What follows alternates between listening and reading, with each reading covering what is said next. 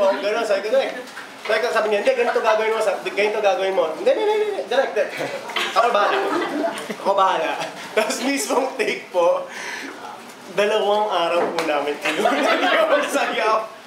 Hanggang sa hinila na po ako ng director ko. Sabi niya,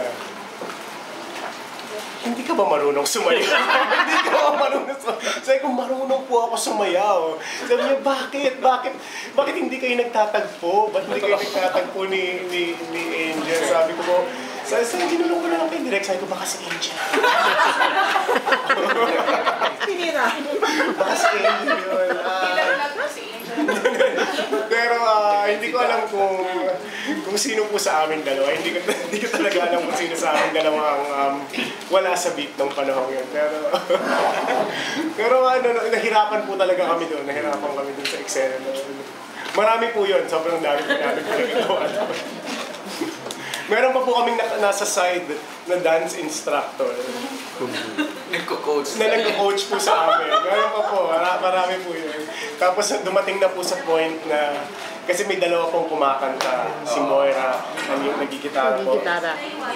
Dumating na po sa point na nakatulog na sila.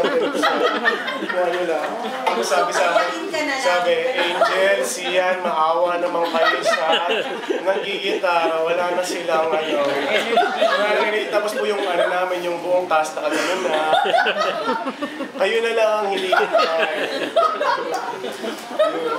Parang ilang seconds lang yata yun nga po.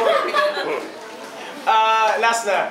Tapos, tinanong ni Direk, ano bang gusto mong gawin dito sa eksena? Lagi naman po yung na-cornyan siya kasi ang gusto kong you've got something in the world full of... Ganun dapat sabi niya. Ano yan? School? Hindi ganun. Bakit daw parang linggo ng wika daw? Wag yan! Akala ko ganun eh. Yeah, pero yun ang kagandahan kay Direk Joyce. Lagi niyang akala ko magaling na ako sumayaw. Lagi niyang nasasabi ang totoo. Lagi niyang nasa challenge. Lahat ko ng Sian, can you give us an update sa Story of Us? Story of Us, ito po, ongoing po yung taping namin. At this month po, pupunta kami sa New York to continue yung mga eksena po namin, ni Tin at McCoy. At ito pong Story of Us, iikot po siya sa love story ni Tin at McCoy at how will you keep that love burning kung